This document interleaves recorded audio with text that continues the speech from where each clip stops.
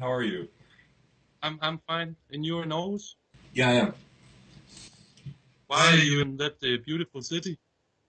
I'm doing my master's here. I filed my application to run for office in New Jersey over Christmas, and I've got people over there helping me get signatures. And while I'm here, I'm studying history, and I'm also just making videos about people in Europe and the Scandinavian welfare model, All so right. I can bring it back to New Jersey. So that's sort of the purpose of the campaign at this point. So. Okay.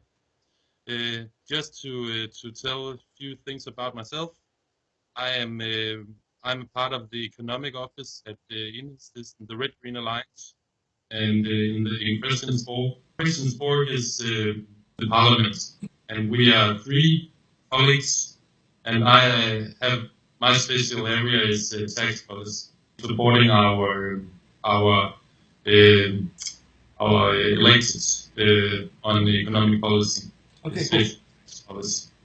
So, what are the policies of Inhiflisten? What is the grand mission in terms of cutting down on tax evasion practices? Well, you could say that we have different options, in our opinion, to cut down on tax evasion, and you have to distinct between tax evasion from rich individuals and tax evasion from large companies, multinational companies, and so forth.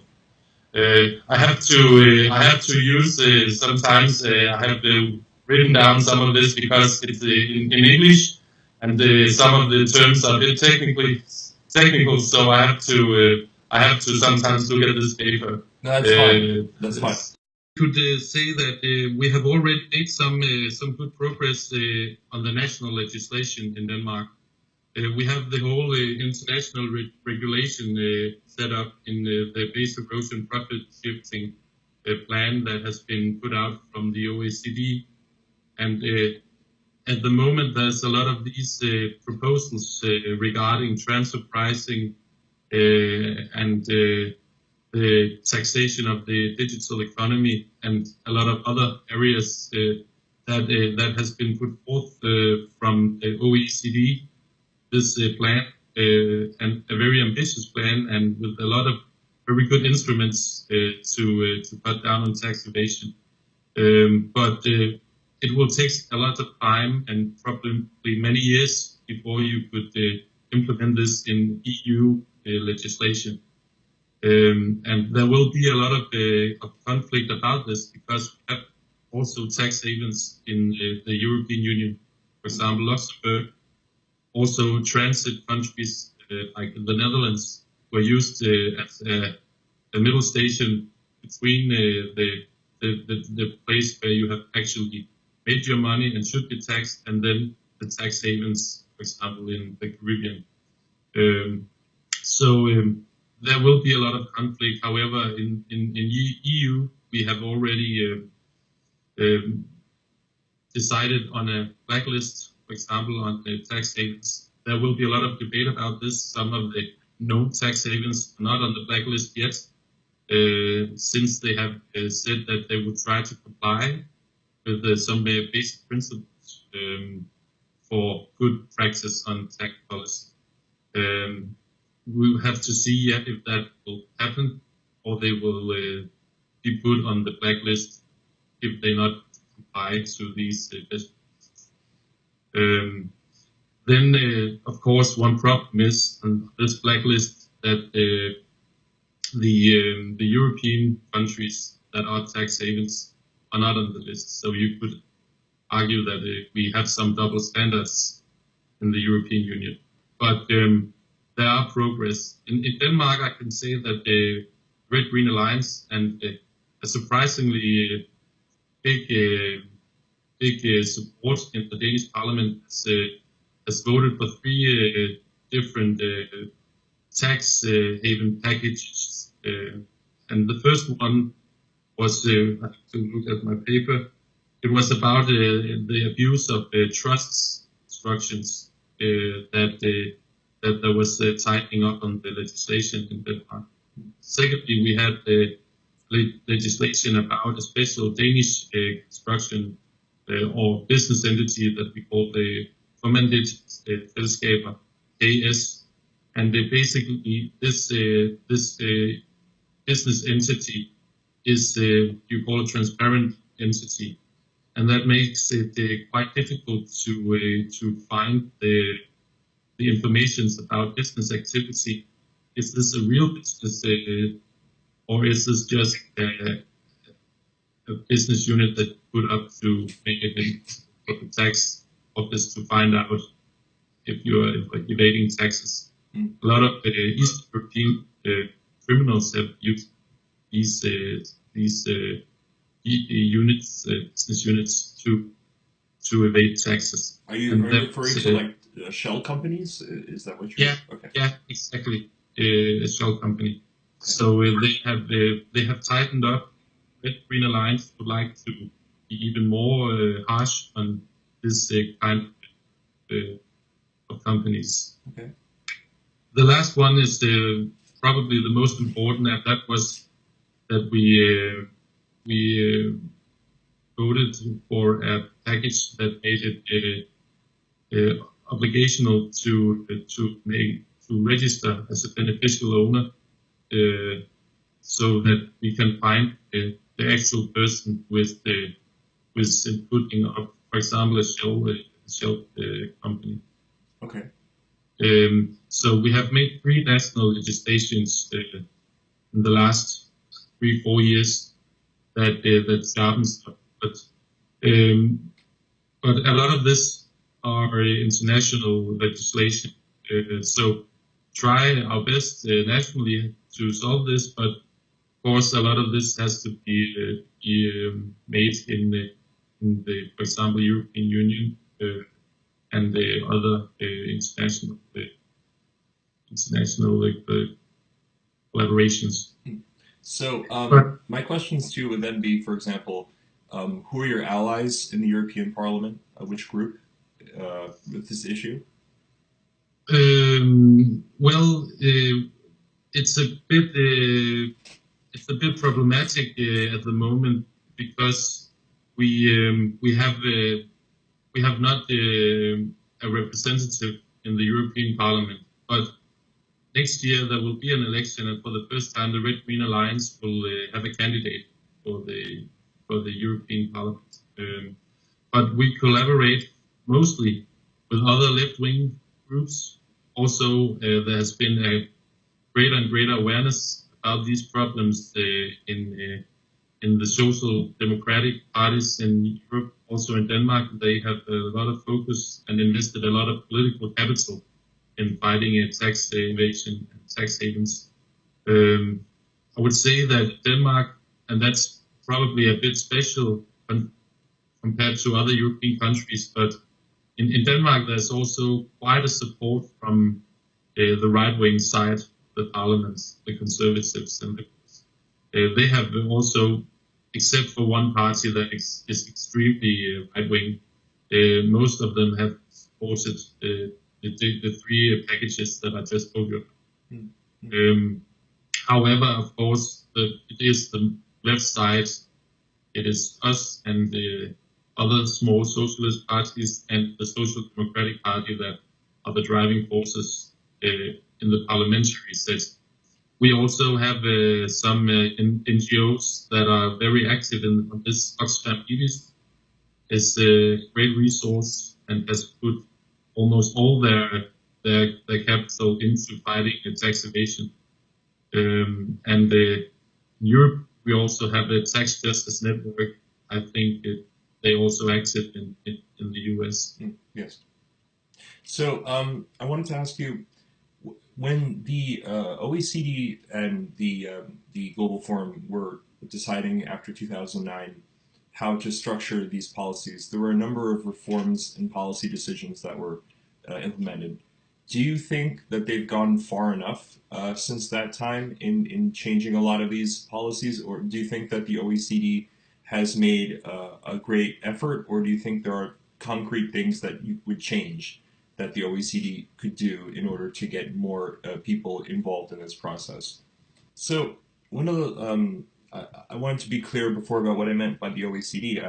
The OECD doesn't have sort of substantial policing powers. It more or less acts as a forum Mm, for other countries that are member states to dialogue. And I just want to make that clear that people understood. mm. But in terms of the G20's response and their policy actions that they coordinated together as member states. Well, it's pretty hard for the OECD directly to do something. It has to go through the filter that you could call the European Union. They have to make the legislation on base of the proposed from the base erosion profit shifting proposals that the OECD has put forward. I think some of the things that the Red Green Alliance would like to go even further on is, for example, how the public sector uses tax money to buy services and goods, and their ability to turn down, for example, companies that are heavily involved in tax evasion. For example, a local county in Denmark should be able to say no. We won't buy Apple products because we know that Apple always try to minimize the tax payments in Denmark, and we don't want to support that. We will find another company that has good practices on paying the taxes, and we can sometimes come to conflicts with some of the principles that are written down in the European treaties, and they are regarding to the equality that we have to. Sorry, I have to look in my No, it's paper. fine. It's fine. The English term is called. It is the principles of equal treatment Mm, of European companies. right. You have to treat everybody the same way, no matter if it's a Spanish company, an English company, or a Danish company, and that's all right. But the problem is that it also limits our ability to turn down, for example, tax haven companies, and that's quite a big instrument. If we could start turning down all these tax evading companies when the public sector is buying services and goods, and in Denmark, for example, where we have a very large public sector, it's a lot of money involved, and it could also be potentially in other European countries. That's one thing where I think that would go further. Another thing is we have to be much more hard on all the helpers of tax evasion. That means accountants, the big accounting companies, tax lawyers, and the banks. We saw in the Panama Papers that Nordea, which is one of the largest banks in Northern Europe, were heavily involved in tax evasion. And as it is now, in Denmark at least, it is very seldom that you are convicted when you are helping with tax evasion. You there normally no one is going to jail or heavily fined, and have tried for the last 2 years to take this up in the parliament, and has been a very driving force in making sharper legal actions can be taken to do something about this. Because without this infrastructure that the banks, the big accounting companies, and tax lawyers provide, it's much harder to tax evade. Yeah. And So, finally, okay, sorry, keep going, please. yes, and we also want to have a sharper documentation from companies that are placed in well-known tax havens. For example, it can be perfectly legit to have a company in Cayman Island if you are selling condos or have cruise ships or something like that. That's okay. But we want to put in the legislation that if you have a company at Cayman Island that are well-known tax haven, you should either document that there's a real activity in the company by showing your books, or you should show that you have a number of employees, or you should put on the register for the beneficial owner, so we can find the person that are responsible for this company. And if you cannot provide these things, you should not be allowed to have a company in a tax haven. So we can undercut this shell company structure. And finally, we also want to heavily invest in the Danish tax office. We have just put a question up the tax ministry in Denmark, where we want them to give us information about how much money each employee in the transfer pricing project in Denmark, how much money they actually get in to the Danish tax, and we have seen that in a lot of other projects in tax, there's a lot of money in this. We have already got information on individuals tax evading, and now we want to look at the company side as well. So, in our opinion, we would like to put a few hundred more on transfer pricing projects, so they have the resources to go after the companies that are not going for normal practice. They are using transfer pricing to tax. Right. So at the moment, is transfer pricing legal in Denmark? I mean, as a policy term? Well, it is legal as long as you are doing it in a way, and I don't know how to translate this in English. It's called armslængdeprincippet, which means that there are some how can you say, fixed prices that are reasonable for a company to transfer goods, services between different entities of this.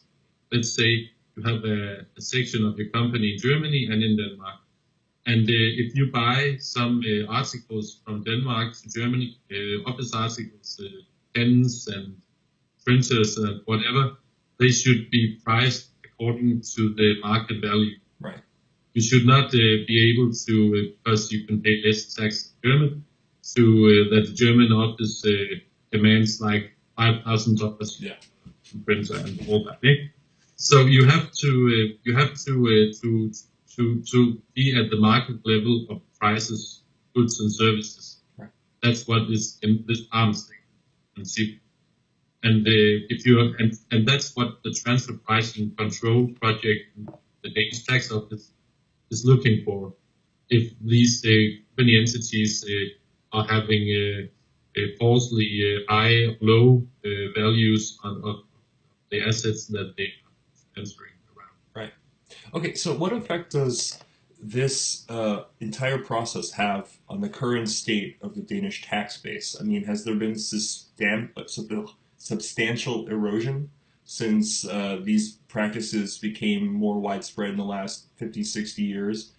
I mean, would you say that the Danish state is able now to cope with some degree of tax base erosion to pay for the healthcare system, for the university costs? What's the state of this thing in Denmark? Well, you could say that it's always hard to estimate how much money that we are losing on tax evasion. We have a Danish professor in the Economics Institute that has tried to estimate it, but it will always be quite difficult, and as it is in its nature, black economy often. So the illegal transfer out of Denmark in tax evasion, he estimates around 6 or 7 billion crowns, which is around $1 billion each year, as I remember, but I'm not quite sure. But it's around that number. But it is very hard to be sure how much money it is.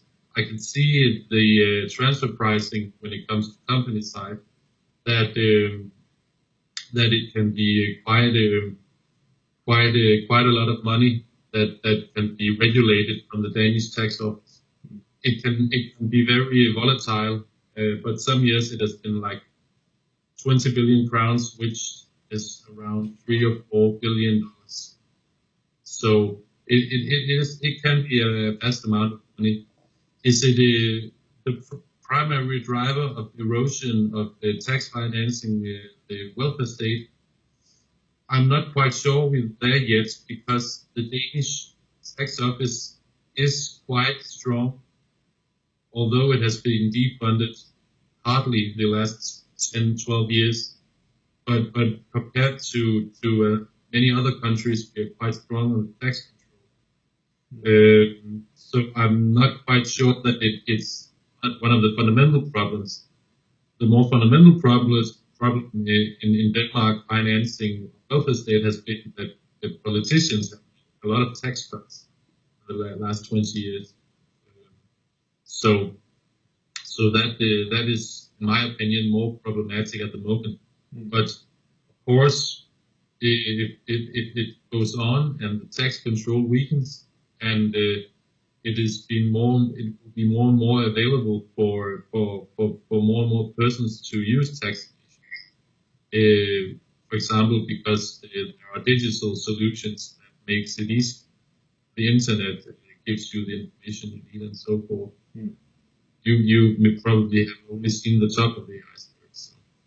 So, what's in his listen's policy on tax avoidance, like having a trust for your wealth, which is simply kept aside and is not uh, done so illegally? I mean, is there a policy specifically on the distinction between avoidance and evasion for in his listen, or? Well, of course, that if something is illegal, then we have it is a criminal case. If it's legal tax evasion, in our opinion, it's morally problematic, and we have to do something about it to make it legal. Um, that's our opinion. In our opinion, we should always tax where you have produced your values, and that's in Denmark. You should pay in Denmark. Also, if we turn it around, Danish companies should also be taxed in third world countries in Africa. If they are producing values there, they should not be able to just take all these values up to Denmark, in our opinion. So the legal transfer tax evasion we find just as problematic as the criminal one.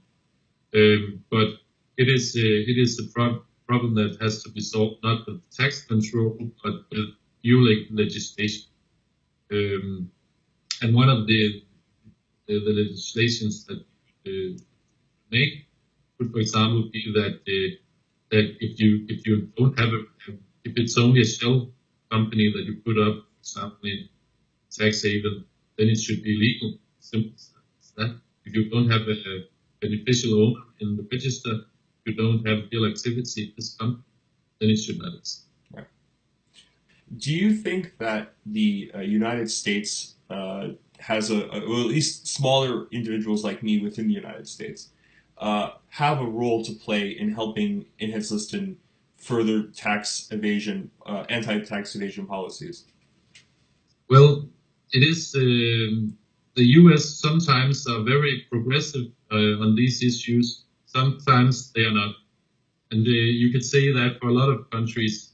But one very central aspect that the American public could do something about is the fact that a few of the states in the U.S. also act as tax havens, and quite big ones.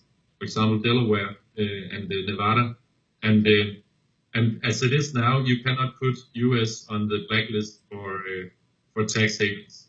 You're simply too big. Right. So the EU will not dare to put you on the blacklist. But if you're very harsh, you would say Delaware and Nevada are big tax havens. Therefore, US should be on the blacklist for tax havens. Even though there are a lot of other states that are acting very fine on this issue, but that would be very important step forward. That the U.S. Go hard on Delaware, for example, and say this is not the correct way to act on tax evasion. I'm curious to know what the Trump administration's view on the OECD is, and how they would see tax evasion policy. Because, I mean, for example, there was a brief period of time last year where Trump floated the idea of Anthony Scaramucci, our former press secretary, who was also at Hmm. one point a Goldman Sachs employee as an investment banker. Just if you have you seen any developments from the American side of things in terms of tax evasion that I could look into as a member of Congress potentially?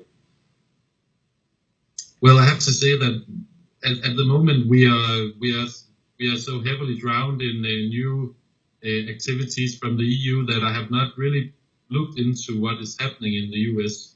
Right. So I have to say that I don't have any good answers. But That's if fine. I can hold on for 2 seconds, I would like to see um, on the how much money that Denmark loses every year, just to be accurate Sure. from the professor from economics. I just have to look at it. I couldn't remember it by numbers. So, according to this professor, and this is the lowest estimate that he works on. He says 2.5 to around 4 billion crowns a year. So it's just below 1 billion crowns, but that's only for the incomes that should have been from, for example, rents of money that are put in tax evasion. And it could be possibly that the value, the asset that are owned in tax evasion by Danish citizens could be around 100 billion crowns, which is like almost, yeah, around $20 billion of That's assets owned by Danish persons. But again, it's very, as he writes, it's very hard to estimate it because it is black economy. It's intertwined black economy. So right. it's the Professor Gabriel Stockman's the method that he uses books look at the two sides of the assets and the what is it called in English? The opposite of asset. Liabilities. Yeah, liabilities, exactly. And the difference between that is the thing that he would put in it as tax evaded. Okay. I was curious to know what your opinion was on the Tobin tax, because I know that, for example, Sweden experimented with the Tobin tax in the 80s, and a lot of capital just packed up and moved back to London, and enjoyed their tax structure. So, what's Inhiblissen's position on the Tobin tax?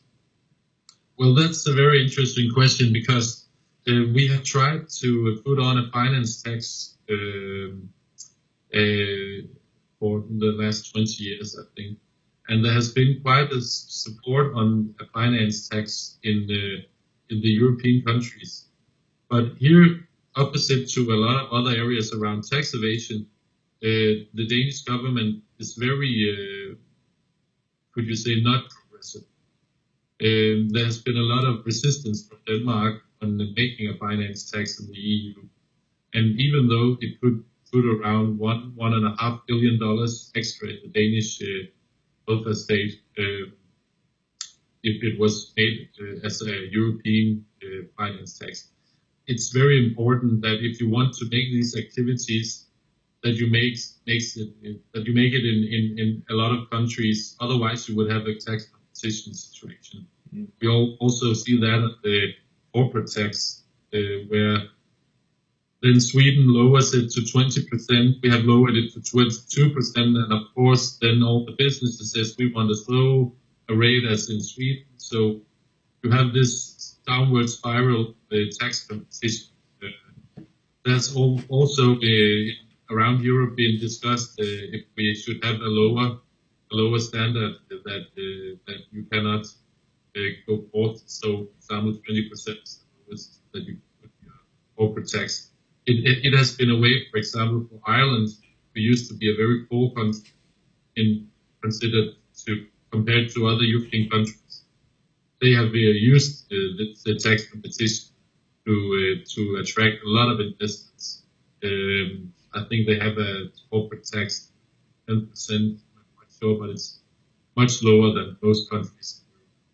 But a lot of these activities, we of course we have to take account of the risk that you would have capital flight from the country.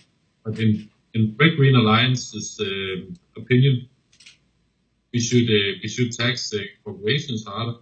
We should tax financial speculation much harder.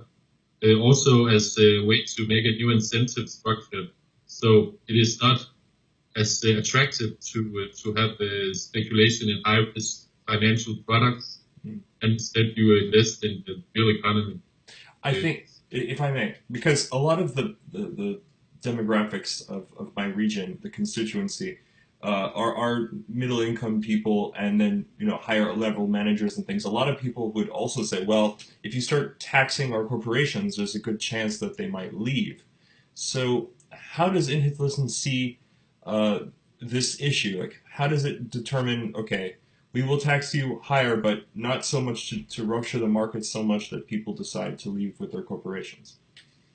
Well, you could say that it is quite hard in a globalized economy. You can see it now in the U.S. that Apple comes back with all their packages of gold and money and say, okay, now it's okay, we will let it be taxed in the U.S. because Trump has lowered the corporate tax rate quite substantially. So the power shift between governments and big multinational corporations is unbalanced at the moment. No doubt about it. And of course, that also means that if you say the average level of the corporate tax rate in Europe is around 25%, which is lower also than US before tax cuts from Trump. But I would say that, of course, you have to be around that level. As it is now in Denmark, we are 22%. Red Green Alliance would like to have it on the average of the other European countries, since we don't want to participate in this downward spiral. Right. But it's not our policy to put it up to 35%, because of course we know what will happen.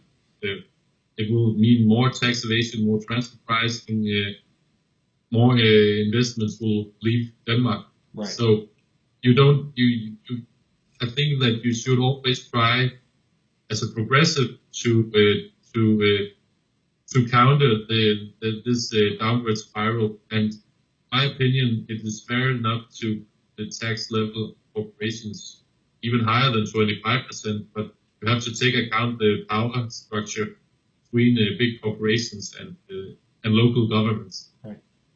I had two more questions. The first one is, because I live right next to the United Nations Secretariat in New York. This constituency is just across the river from New York City. What role do you see the United Nations playing in this policy? Well, for now, it has not been very clear. And I think that if the United Nations should play a more opinionated, should be more opinionated on these issues. I have not seen a lot of the discussions about tax evasion at the UN level. It has mostly been, for example, in the OECD, the European Union, and maybe it is a question of the UN have to incorporate the whole world, and whereas in Europe, our societal model is based on having large tax revenues, also from companies and rich individuals. Right. So that's not the case, for example, if you go to Asia or African countries. So it's not. I would say that Africa should have an interest in this, because there has been such a big robbery of wealth from these countries, and tax evasion plays a huge part in it. but the political level in many of these countries are corrupt, and they use tax evasion themselves, as you also saw in Panama Papers and the Paradise Papers. You could find the first 20 dictators from and the family members from around the globe. So I think that the UN will be a bit limited on this because for many countries they don't see this as a relevant problem. It is more there's a lot of focus on this in the countries that have quite high tax levels, quite well-developed welfare states, because it's basically undermines this size model. Okay. Okay. I'll add one more if that's okay. So beyond, so there's two more. Okay. The first one is we know that Brexit has kind of ruptured a lot of capital markets very briefly in the last year or so. My interest is, I find that a lot of the supporters of more tax policing policies are continental. They're people who come from societies like France, like Germany, which have a much more sense of solidarity. Now, we all probably should be aware of the fact that, like, the City of London, the Corporation of City of London, plays a huge role in a lot of these tax structures Mm. abroad in offshore tax havens. Post Brexit, do you see a role for Europe in trying to police the behavior of Great Britain? Because right now, Great Britain's a member of the EEA, and theoretically, we could take them to the European Court of Justice. So, what what do you see happening post Brexit as a possible policing solution against tax havens in the City of London? I think it's very, very central if it will continually be Theresa May or Jeremy Corbyn wins. If the Tories, the Conservatives, continue to be in power, she has been quite open and say, well, now that we leave EU, and if the EU doesn't give us the deal that we want, leaving the European Union, then we could start doing much more lower taxes on corporations and basically do an island. And of course, already, as you say, the UK is very central, also because they have the Channel Islands, Jersey and Guernsey, that are also some of the biggest tax havens in Europe. So I see some challenges if the Conservatives are continuing to be in power. However, I will find it hard to see that an outspoken Marxist as Jeremy Corbyn would do something like that. Mm. That would be totally against his political platform, Right. and he'd be held accountable for it by the supporters of this policy later, I think. Mm. So I hope that if Corbyn will be in charge in the UK, that there will be some changes also concerning tax havens. I think my last question will be I've been trying to, and this is the part of my policy which is still sketched out, and I'm concerned about saying too much about it, but I feel that organizations like Interpol should have more of a role in these policing anti-haven efforts, and that the IT sector could think of all kinds of solutions to help us repatriate a lot of these funds, because it seems like a lot of the time shelters are asked to provide data, they don't. Or corporations that they'll provide a very wish-washy sort of basic publicity statement that says, well, Mm. we're complying with the law. So, what additional roles do you think law enforcement can take, or the IT hacktivist sector within the legal framework of international and domestic law? Well, it's the first thing that is very important also for the Red Green Alliance is to make it much easier to be a whistleblower, and to support the whistleblowers much than they are now. It is a total scandal that the guy who found out about the Luxembourg leak, who put them forth, he has been totally destroyed, and that's not okay. Um, it is quite a challenge to build this. How can you say police infrastructure globally? We have in Denmark passed on a legislation on whitewashing of the money, I don't know if whitewash is the term in English. Yeah, Yeah, yeah. And there are a lot of activities in the European Union. We have found it a bit hard to support this because it also, at some times, violates some basic democratic principles. right. It's a hard thing to balance sometimes because they want to have a lot of information on all our politicians, for example, and all the people who are cooperating with politicians. So there are a list of thousands of people after this legislation that are heavily looked into on the private economy and the transactions and all that to see if they have any schemes going on with the criminals or terrorists or whatever. And that we don't like. But of course, it's very important that we build on the international cooperation also on the criminal side. We have in the Euro also in the European Union passed on a legislation called the DAC4 Okay. that tries to make a huge register on the beneficial owners. I have to look also in my papers once more. Yeah, this is also the DAC4 is an automatic exchange of tax information between European tax offices. And of course, this would, if you had this, you would very easy could make land to land accountants and look where the money is going. So, but and that is also one of the principles that are guiding for which countries that will go on the blacklist if they have a proper tax information that they want and they can exchange it. If they don't have that, it's one of the important things regarding to whether you should be put blacklist. So there are actions taken also on this side of things, and that would be important both for finding out if there's any criminal activities, of course, but also if you want to put on the moral light on the big corporations that are making a lot of money in one country and evading the tax from it. Has and this will be my last question. Does Inhitlisten have a policy on cryptocurrency?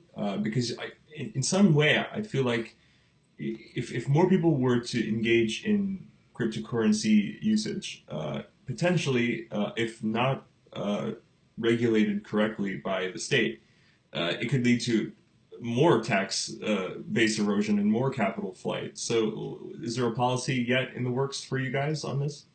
No, not as far as I know on cryptocurrencies. I think that our opinion is that this is a bit of an El Dorado, and it's not really regulated at the moment, which it should be.